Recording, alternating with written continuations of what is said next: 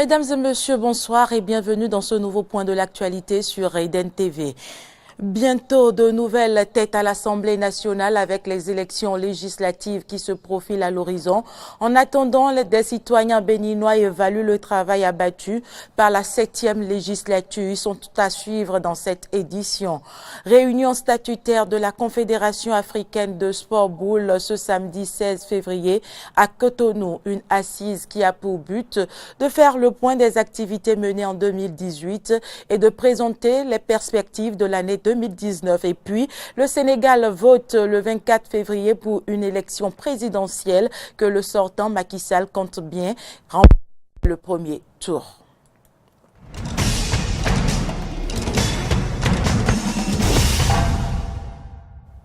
Merci pour l'attention. Les autorités ont voulu à maintes reprises la relocaliser en vain. Mais dans la nuit du samedi 16 au dimanche 17 février 2019, au petit matin, la divinité Tolegba de l'arrondissement de Goudomin, commune d'Abomet-Calavi, a pris feu vers 2 heures du matin, comme vous pouvez le voir sur ces images amateurs. Un fait rare qui continue de susciter des polémiques sur l'opportunité ou non de la présence du Tolegba en plein cœur de la circulation. Les causes et les conséquences de cet incident dans nos prochaines éditions. Les députés de la 7e législature n'ont plus que quelques semaines à passer au palais des gouverneurs. Leur mandature a été marquée, entre autres, par le vote du nouveau code électoral, de la nouvelle charte des partis politiques et de la nouvelle loi sur l'embauche. Quelle image les Béninois gardent de cette législature? Quelques-uns en parlent au micro de Martin Koudenoupo et de Fréjus Fiossi. La 7e législature, je peux dire que le bilan est mitigé parce qu'il y a eu beaucoup de lois. En matière de quantité, ils ont voté beaucoup de lois, sans mentir. Et en matière de qualité, il y a eu aussi de la qualité, surtout sur le code électoral, ce qui me réjouit d'ailleurs. Aujourd'hui, j'entends qu'il y a 10 partis qui se sont enregistrés déjà. Avant, on parlait plus de 200 et quelques partis. Moi, c'est déjà un point positif que la 7e législature a eu à voter cette loi. Moi, je les apprécie beaucoup sur ça. C'est déplorable.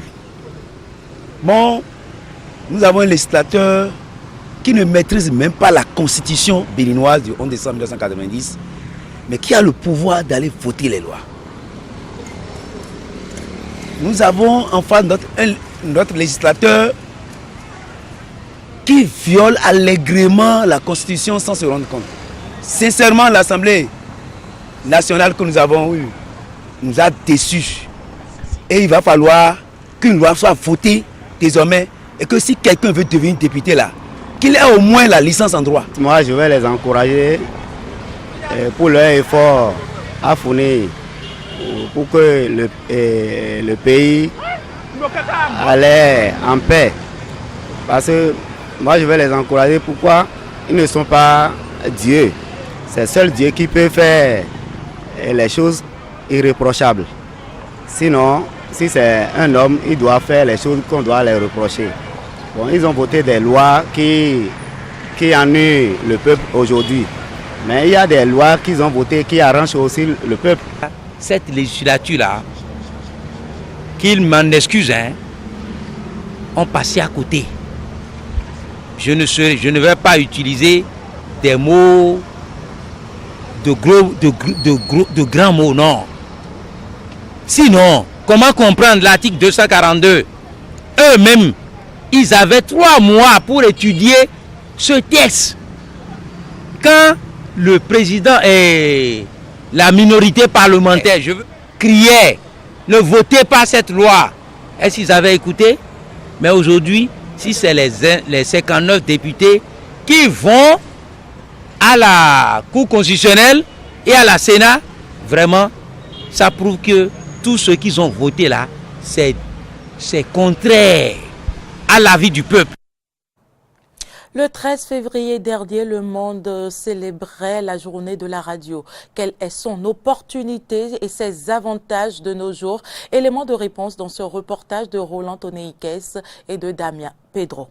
La radio un média d'information. Son invention remonterait à l'année 1894 par Guglielmo Marconi, un jeune Italien de 20 ans. En 1901, le premier signal radio transatlantique sur l'île de Terre-Neuve en Amérique est reçu. Ainsi, s'engage une exploitation commerciale de l'invention. La radio devient un outil incontournable de l'armée et un instrument de loisir dans les foyers. Plus tard, elle deviendra un canal d'information. Mais elle est de plus en plus confrontée de nos jours à la révolution des médias sociaux sans pour autant perdre sa mission la plus connue, informer. La radio, je dirais que c'est un média de proximité. Et son importance est d'autant plus capitale que la bonne dame qui, devant son étalage, a sa radio à côté, peut s'informer, savoir ce qui se passe dans le pays, suivre des émissions interactives et ainsi de suite. La radiodiffusion, c'est quand même un canal important d'information au profit des populations. Il y a de la facilité pour nos populations de s'acheter un poste radio pour s'informer. Et c'est important, c'est déjà ancré dans les habitudes. Si les médias sociaux exigent un appareil spécifique et une connexion, la radio, quant à elle, n'en a pas besoin. Juste un poste récepteur et c'est parti. La radio garde alors ses avantages. Le premier avantage de la radio face aux médias sociaux, c'est d'abord la portabilité. Vous savez, pendant longtemps, ce type de média a été conçu comme le plus accessible à la population. Et il y a aussi l'autre avantage, sur la radio se diffusent des informations plus précises et plus vérifiables. Par contre, sur les réseaux sociaux, aujourd'hui, nous savons que c'est un fourre-tout. Quelqu'un peut se réveiller aujourd'hui peut-être parce qu'il a rêvé sur quelque chose la nuit. Et il se met sur les réseaux sociaux, paf, ça peut faire aussi le tour du monde. La radio demeure toujours plus fiable par rapport aux réseaux sociaux, même si entre-temps, il pourrait avoir plus tard une relation avec ce type de médias aujourd'hui. Pour contrer les effets des médias sociaux, il est urgent que les promoteurs des radios adaptent le contenu de leurs programmes aux attentes des auditeurs. La radio, face à l'essor des nouveaux médias, c'est-à-dire des réseaux sociaux et autres, l'Internet, tout ça, la radio doit se réinventer.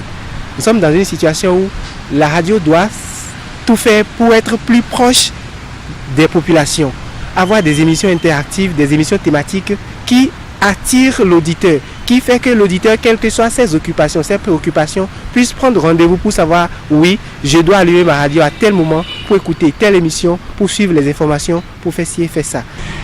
Offrir des programmes qui peut-être reçoivent l'assentiment des populations ou qui reçoivent l'assentiment d'un certain nombre d'auditeurs qui déjà s'habituent aux médias sociaux. Donc, voir le juste milieu ou la mesure qu'il faut véritablement pour se conformer à ces exigences des médias sociaux.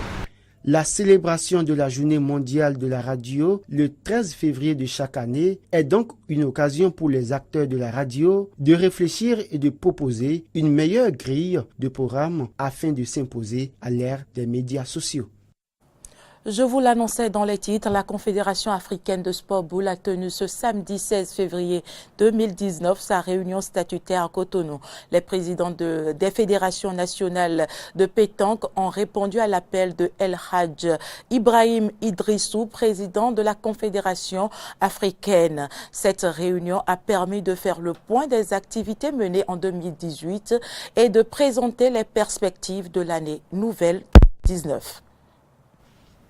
Exposer des activités zonales par les présidents des nouvelles zones géographiques sportives africaines. 2. Participation de la Confédération africaine des sports boules aux 12e Jeux africains de juin 2019 au Maroc, comme ce fut le cas en 2015 au Congo. 3. Désignation de la nation qui abritera la 7e édition du championnat qualificatif africain en juin 2019 pour le mondial de 2020, pour le mondial de 2020 à Lausanne en Suisse après le désistement de la République du Congo. 4. Dispositions envisagées pour le toilettage des textes fondamentaux et juridiques de la Confédération africaine de sport boule en vue de les introduire à la prochaine Assemblée générale pour étude, amendement et adoption en juin 2019. 5. Situation de l'organisation des Masters et leur pérennisation au Bénin. 6. Exposer des dispositions organisationnelles pour le premier championnat africain féminin qui se déroulera bientôt en Tunisie du 24 au 28 mars 2019 par le président de la Fédération tunisienne de boules et pétanque ici présent. Politique, mais hors des frontières béninoises, le Sénégal vote le 24 février pour une élection présidentielle que le sortant Macky Sall, confronté à une concurrence inhabituellement clairsemée dans un pays friand de débats démocratiques, compte bien remporter ces élections dès le premier tour. Candidat espère contraindre le président sortant à un second tour, à commencer par l'ancien Premier ministre Idrissa Seck. L'opposition dénonce l'invalidation des candidatures de Karim Wade, fils et ancien ministre du prédécesseur de Macky Sall, Abdoulaye Wade 2000-2012, et du maire déchu de Dakar, Khalifa Sall, dissident du Parti socialiste PS, tous deux frappés par des condamnations judiciaires. Les bureaux de vote doivent ouvrir à 8h et fermer leurs portes à 18h GMT. Les premiers résultats sont attendus dans les médias dès la fermeture des bureaux, mais ne deviendront officiels à l'échelle locale qu'à partir du 25 ou du 26 février. Compte tenu des délais légaux de leur proclamation et de possibles contestations, un éventuel second tour se tiendrait vraisemblablement le 10 ou le 17 mars. Le Sénégal, qui a connu 2 alternances en 2000 et en 2012, et aucun coup d'État fait figure de modèle démocratique en Afrique, mais les campagnes électorales y sont souvent émaillées d'accusations de corruption, de désinformation et de violence. Des affrontements ont fait 2 morts le 11 février à Tambacounda, à 420 km à l'est de Dakar, entre partisans de la coalition présidentielle et du candidat du Parti de l'Unité du Rassemblement UPR, Issa Sall, proche de la mouvance religieuse. Les 2 autres candidats sont l'ancien inspecteur des douanes Ousmane Sonko et l'ancien ministre Madické Niang.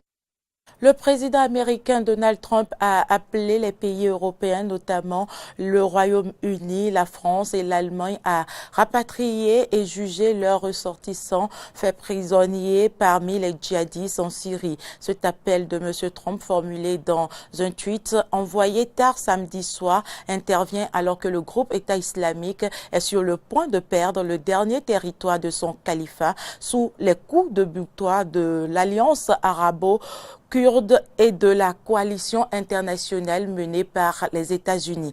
Les États-Unis demandent à la Grande-Bretagne, la France, l'Allemagne et autres alliés européens de reprendre plus de 800 combattants de l'État islamique que nous avons capturés en Syrie afin de les faire passer en jugement, a écrit Donald Trump.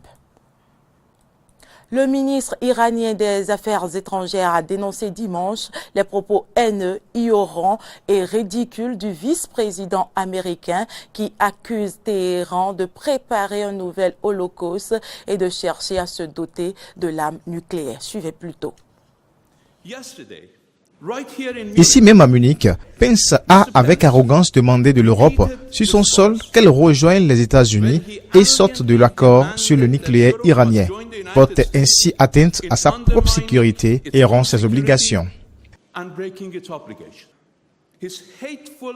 Ces accusations haineuses contre l'Iran, y compris ces allégations ignorantes d'antisémitisme contre les héritiers d'un homme décrit comme le Messie dans la Sainte Torah, pour avoir sauvé les Juifs, sont à la fois ridicules et en même temps très dangereuses. C'est tout pour cette édition. Merci de l'avoir suivi. À bientôt.